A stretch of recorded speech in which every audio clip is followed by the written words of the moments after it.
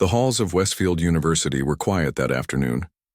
Most students had left for the day, but Professor Robert Mills was still teaching his advanced mathematics class. He was tall and thin with sharp eyes behind his glasses. The students called him the eagle behind his back because he could spot the smallest mistake from across the room. Professor Mills was known for being very strict. He expected perfection from everyone and showed no mercy when people made mistakes. Today he was teaching about difficult equations that even made the smartest students in the class worry. As he wrote complicated numbers and symbols on the large board, the door creaked open. A middle-aged woman with a cleaning cart entered quietly. She wore a simple blue uniform and kept her head down. Her name was Emma Taylor, and she had been cleaning the university buildings for 15 years. "Excuse me," she whispered. "I can come back later." Professor Mills stopped writing. He turned slowly to face her, his face showing clear annoyance. "Since you've decided to interrupt my class," he said loudly, "perhaps you would like to help. Solve this problem?"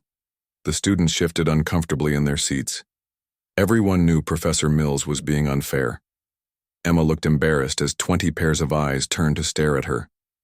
"I'm sorry, sir. I'm just here to clean," she said softly. Professor Mills smiled coldly. "Exactly my point. Some of us are here to expand human knowledge, while others—" He looked at her cleaning cart with clear disapproval. Emma started to back away toward the door, but Professor Mills wasn't finished with his cruel game. "Wait," he said. "I insist, come solve this problem." He held out a piece of chalk. "Show us what a cleaner knows about advanced mathematics." Emma froze. The students looked down at their books, too uncomfortable to watch. One brave girl in the front row started to protest, but Professor Mills silenced her with a look. 10 minutes, he said to Emma. "The board is yours." Emma stood still for a moment. Then, surprising everyone, she put down her cleaning cloth and walked slowly to the front of the room. Her hands were rough from years of working with cleaning chemicals. She took the chalk from Professor Mills, and their eyes met briefly. Something changed in Emma's face as she looked at the equation on the board. Her shoulders straightened slightly. For just a moment she seemed like a different person. The equation was extremely difficult. It had taken Professor Mills himself nearly an hour to solve it the first time. He had brought it to class specifically because it was challenging for even advanced students. Emma studied the board silently. The room was completely quiet now. Even Professor Mills had stopped smiling and was watching her with curiosity. Then, Emma began to write. Her first marks were slow and careful, but soon her hand moved with growing confidence. She added numbers and symbols in a neat, precise way. What started as hesitant soon became smooth and certain. The chalk moved across the board with clear purpose. Professor Mills's smug expression slowly disappeared. He leaned forward, studying Emma's work with increasing surprise. The students watched in amazement as this quiet, cleaning woman filled the board with advanced mathematics. When Emma finished, she placed the chalk back on the small shelf. She turned to face the class, her eyes downcast once more. "I believe this simplifies to a more elegant solution," she said quietly. "Though I think there may be a small error in your starting assumption." The room remained completely silent. Professor Mills stared at the board, his mouth slightly open.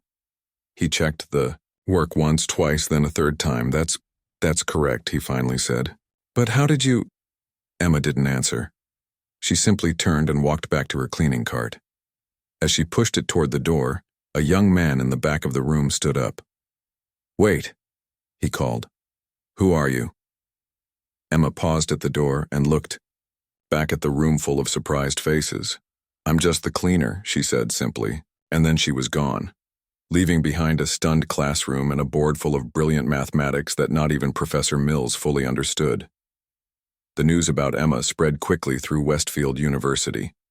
By the next morning, everyone was talking about the cleaning woman who had solved Professor Mills's impossible equation. Some students had taken photos of her work on the board, and these images were now being shared among the mathematics department. Professor Mills had not slept well. He kept seeing Emma's calm face as she wrote out the solution that had taken him hours to develop. How could a cleaner have such knowledge? It made no sense to him. That afternoon, he found himself walking toward the administrative building where the cleaning staff reported for work. He wasn't sure why he was going there, but he felt he needed answers. In a small room at the back of the building, he found Emma sitting alone, eating a simple lunch from a plastic container. "Mrs. Taylor," he said, standing awkwardly in the doorway. "May I have a word with you?" Emma looked up, surprised to see the famous professor in the cleaner's break room. "Of course," she said quietly. Professor Mills sat down across from her. "I must know," he said directly. "How did you solve that equation yesterday? It was advanced calculus that even my doctoral students struggle with." Emma was silent for a long moment. She wrapped her half-eaten sandwich and put it back in her lunchbox. "I used to like mathematics," she finally said. "A long time ago." "Like it?" Professor Mills shook his head. "People don't just like mathematics and solve problems at that level. You must have had training. Education." Emma's eyes seemed to look somewhere far away. "I did. Once." Before Professor Mills could ask more questions, the door opened and an older man in a security guard uniform came in. He was carrying a newspaper and looked surprised to see Professor Mills. "Hello, love," he said to Emma. "I've brought the paper. There's a new puzzle today." He nodded politely to Professor Mills before sitting down. "This is my husband, Thomas," Emma explained. "Thomas, this is Professor Mills." "Ah, the famous mathematician," Thomas smiled. "Emma mentioned you yesterday, said you gave her quite a challenge." "Your wife is remarkable," Professor Mills said honestly. "Her solution was brilliant," Thomas beamed with pride. "She always was. The smart one in our family. Did she tell you she was top of her class at Cambridge? Mathematical genius she was." Emma put a hand on her husband's arm. "Thomas, please." Professor Mills stared at Emma in shock. "Cambridge? You studied at Cambridge?" Emma nodded slowly. "A lifetime ago." "But why are you—" Professor Mills gestured at her cleaning uniform, unable to finish his question. Emma took a deep breath. "Life doesn't always go as planned, Professor. I was doing my doctoral work when my father became very ill. I had to return home to care for him. Then I met Thomas and we had our daughter Lucy. She needed special care as a child." Emma smiled sadly. "Some dreams must wait." "But why didn't you return to mathematics later?" Professor Mills asked. 20 years is a long time to be away from academic work," Emma said simply. "And cleaning jobs were always available. It paid the bills." Thomas reached over and took his wife's hand. "She never stopped doing mathematics, though. Every night after work, she sits at our kitchen table with her notebooks. She solves the hardest puzzles in the papers and watches university lectures online. She's even published papers," Thomas added proudly. "Under a different name, of course." Emma looked embarrassed. "Just small contributions to online journals." "Which journals?" Professor Mills asked, his professional interest now fully awakened. "The International Mathematical Review, mostly," Emma said quietly. Professor Mills's eyebrows shot up. The IMR was one of the most respected journals in mathematics. "What name do you publish under?" "E.H. Wilson," Emma replied. Professor Mills's mouth fell open. He had read several papers by E.H. Wilson. They were brilliant, innovative works that he had often referenced in his own research. "But those papers, they're groundbreaking," he stammered. "The work on topological manifolds alone is just something I think about while I clean," Emma said with a small smile. At that moment, Professor Mills felt deeply ashamed of how he had treated Emma. He had judged her based solely on her job, never imagining the brilliant mind behind the quiet exterior. "Mrs. Taylor," he said formally, "I owe you an apology. And, more than that, I believe our university owes you a position. Would you consider meeting with the head of our department? Your work as E.H. Wilson is exactly the kind of thinking we need. Emma looked surprised. A position? But I haven't formally taught in 20 years. Yet you've never stopped learning, Professor Mills pointed out. And based on yesterday's demonstration, you haven't lost your touch for explanation either. For the first time, a genuine smile spread across Emma's face. I would need to think about it. Of course, Professor Mills nodded.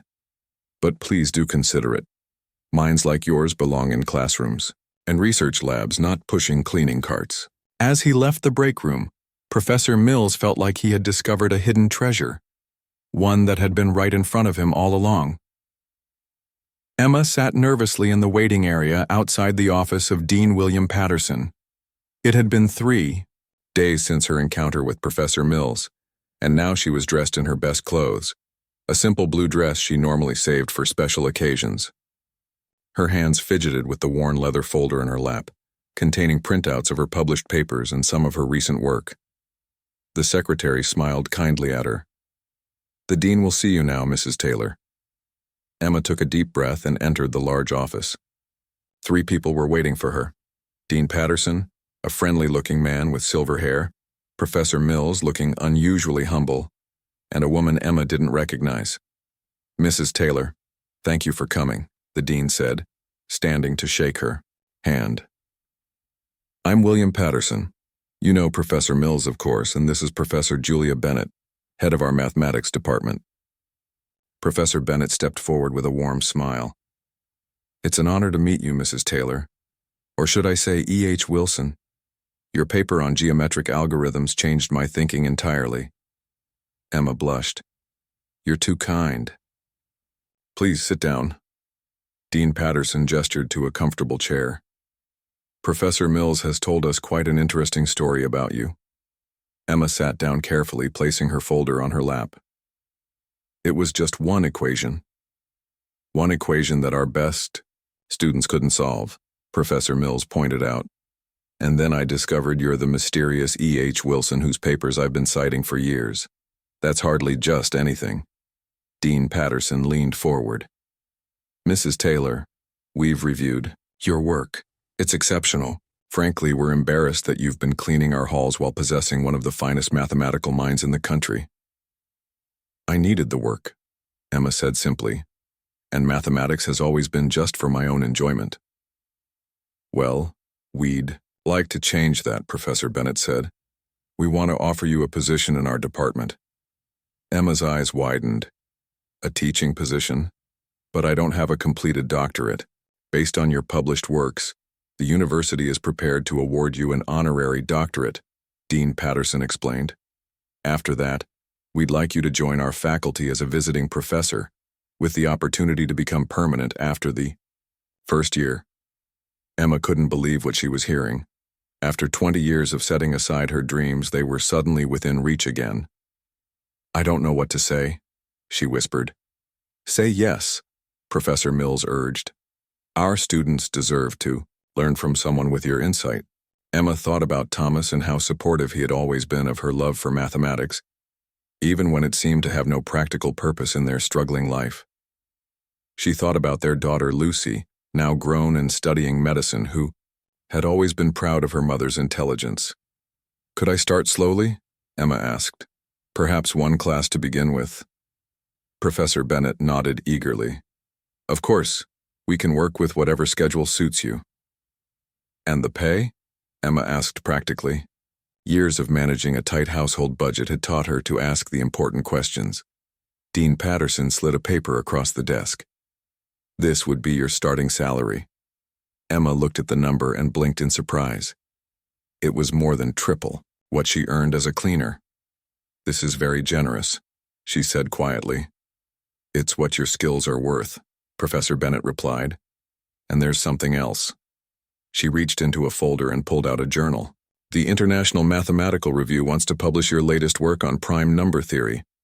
They've been trying to contact E.H. Wilson for months. Emma felt tears form in her eyes. For so many years, she had done mathematics in secret, sending her papers from public library computers, never expecting recognition.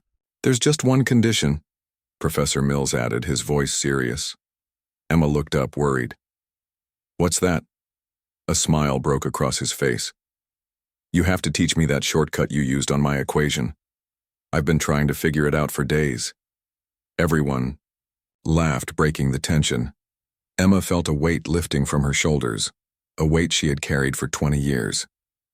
I would be honored to accept your offer, she said formally, then added with a small smile. And yes, Professor Mills, I'll show you the shortcut. It's really quite simple once you see it. As she left the dean's office with her new contract, Emma couldn't wait to tell Thomas the news. She walked through the university hallways she had cleaned for 15 years, and for the first time she felt like she truly belonged there. Students passed by, not giving her a second glance. Soon, she thought, they would be sitting in her classroom, learning the beautiful language of mathematics that had been her private joy for so long. The thought made her smile wider than she had in years. Emma stood outside the door of Lecture Hall B, her heart pounding in her chest. It was her first day as Professor Emma Taylor. She wore a neat navy blue suit that Thomas had insisted on buying for her, despite its cost. You're a professor now, he had said proudly. You should dress like one. Through the small window in the door, she could see the room was nearly full. Word had spread quickly about the cleaning woman who was now teaching advanced mathematics. Many students had signed up out of curiosity, expecting perhaps to witness a disaster or at least an interesting story to tell. Emma checked her watch. 2 minutes until class started. She took a deep breath and opened the door. The room fell silent as she walked to the front. She could feel all eyes following her. Some students looked skeptical, others curious. A few even seemed excited. Emma placed her notes on the desk and turned to face the class. Good morning, she said, her voice steadier than she expected. I'm Professor Emma Taylor, and this is Advanced Mathematical Theory 301. She picked up a piece of chalk and wrote her name. On the board, the familiar feel of chalk in her hand calmed her slightly. For 20 years she had worked through complex equations on her small chalkboard at home. This was just a bigger board. Before we begin, Emma continued, I know many of you are here because you've heard stories about me. Yes, I was a cleaner at this university until 3 weeks ago. And yes, I will be teaching you advanced mathematics. A hand shot up in the middle of the room. A young man with glasses looked at her boldly. Is it true you solved Professor Mills's impossible equation in 10 minutes? Emma smiled slightly. It wasn't impossible, just difficult. Can you show us how you did it? Asked a girl in the front row. Emma considered this for a moment. The lesson she had planned was on a different topic entirely, but perhaps this was a better way to start. Very well, she agreed, turning to the board. She wrote out the complex equation that had changed her life and then stepped back. Who would like to attempt this? The room was silent. Finally, a confident-looking young man in the back raised his hand. I'll try, Professor. Emma nodded and handed him the chalk. The student approached the board and began working through the problem. His approach was good but traditional. After several minutes of careful work, he got stuck. I'm not sure where to go from here, he admitted. That's perfectly fine, Emma said kindly. You've made an excellent start. She took the chalk back and stood before the board. Now let me show you a different way to look at this. Emma began to write, explaining each step as she went.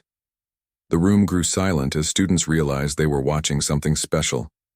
Emma's approach was elegant and innovative. She broke down the complex problem into simpler parts using techniques that weren't in any of their textbooks. When she finished, she turned back to the class. Every student was leaning forward, completely focused. Mathematics isn't just about following rules, Emma explained. It's about seeing patterns and making connections. Sometimes the best way to solve a problem is to approach it from an unexpected angle. By the end of the class, Emma had forgotten her nervousness. She was in her element, sharing the beauty of mathematics that had been her private joy for so long. When the bell rang, students seemed reluctant to leave. Several approached her desk with questions. As the room emptied, Emma noticed Professor Mills standing at the back. He had slipped in sometime during the lecture. "How did I do?" Emma asked him when they were alone. "Brilliantly," he answered honestly. "You're a natural teacher, Emma." The students were captivated. Emma smiled, feeling a warmth spread through her chest. "It felt right," she admitted. "For the first time in many years, I felt like I was exactly where I belonged." "The faculty is having lunch together today," Professor Mills said. "Would you join us? Everyone is eager to meet you properly." As they walked together toward the faculty dining room, they passed a woman pushing a cleaning cart, Mary, who had taken over Emma's old route. "Good morning, Professor Taylor," Mary said respectfully. "Good morning, Mary," Emma replied warmly. "How are you today?" After a brief friendly exchange, Emma and Professor Mills continued walking. Emma felt a strange mix of emotions, gratitude for her new position, but also a deep appreciation for the life she had lived. "You know," she said quietly to Professor Mills, "I was happy as a cleaner too. Every job has dignity." Professor Mills nodded thoughtfully. "You're right, of course. But some talents are too special to remain hidden." He smiled at her. "Welcome home, Professor Taylor. I think you're going to change many lives here." Emma thought of all the years she had walked these same halls with a mop and bucket, watching professors and students from a distance. Now she was one of them, but with a perspective few academics would ever have. "I hope so," she said simply. "I really hope so." 1 year had passed since Emma Taylor had first stepped into a classroom as Professor Taylor. The spring sunshine streamed through the windows of her office as she graded the final papers for her advanced mathematics class. Her office was simple but warm, with bookshelves filled with mathematics texts and a small chalkboard covered in equations. A knock came at her door. "Come in," Emma called. Dean Patterson entered, smiling broadly. "Good news, Professor Taylor. The board has unanimously approved your permanent position. Starting next term, you'll be a full professor with tenure." Emma put down her red pen and smiled. "Thank you, Dean. That means a great deal to me."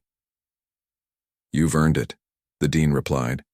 "Your classes are the most requested in the department, and that paper you published last month is already being cited by universities across the country."